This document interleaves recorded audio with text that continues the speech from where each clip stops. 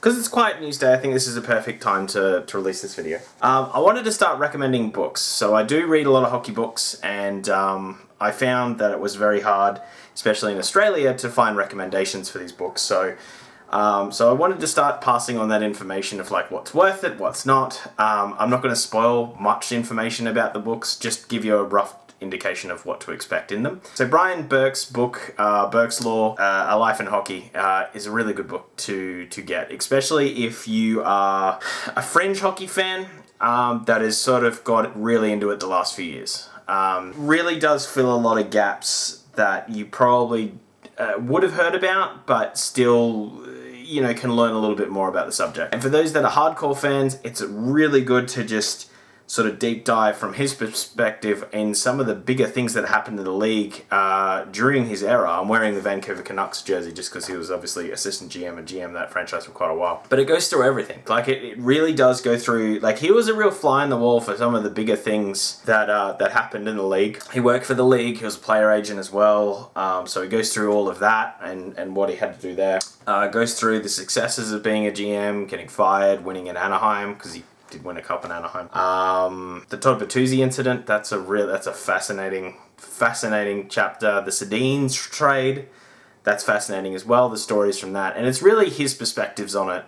And yeah, it's really good to get his insight for it, because he is, as much as sometimes I don't agree with some of the things that he said, at least the one thing that I would say about him is that he's extremely honest as a human being. And yeah, like some of the things that he does say is a little bit dumb, and he's always challenging people to fights and whatnot, but he's an honest guy and you can never take that away from him, and the book comes across very much like that. It's extremely honest, it's extremely upfront, and it goes through a lot of the things there. There are some faults with the book. There are some things that do annoy me, like whenever he says anything bad about someone that's a friend or what have you, he does disclose his relationship with it, and that gets a little bit graining, but I get it, like, he wants to be upfront about everything, so I understand why that's in the book, and it's very to his character. It's just, yeah. Also, I would have liked to, hear a little bit more about truculence and a few other things that sort of went through, because, yeah, I definitely heard some stories, especially in his first GM role. Truculence came big in hockey, because if you had the most hits in the season, you got given a truck. Yeah, so that was pretty crazy. Didn't talk about that, but yeah, it's just a really good book to get into. It's also an audiobook. That's how I've been digesting it. If there's anything that is on audio, I'd rather listen to it than read it, just because it means I can sort of listen to it while going to the gym or doing what I have to do, and I can kind of get through it a little bit quicker. So I much prefer it in the audio format, but how we digest these things is completely up to the individual. But yeah, I just think it's a great book, so I wanted to pass that on.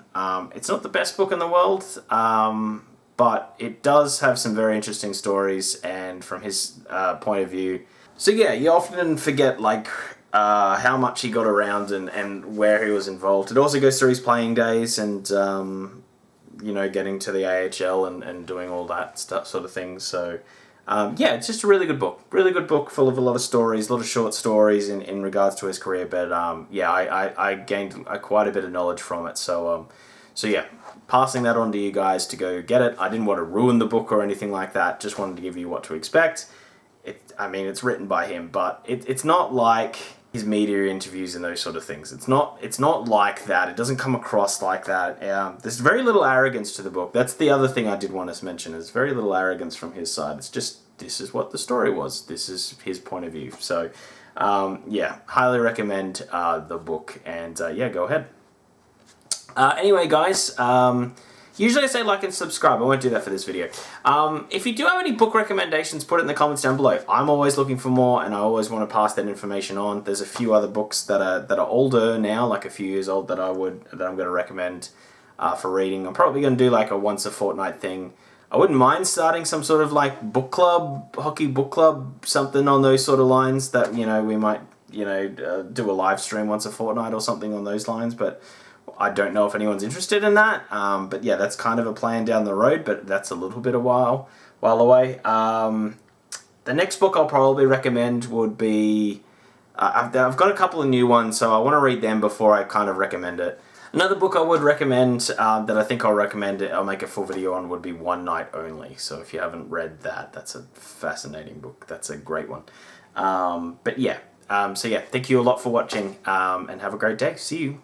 Bye.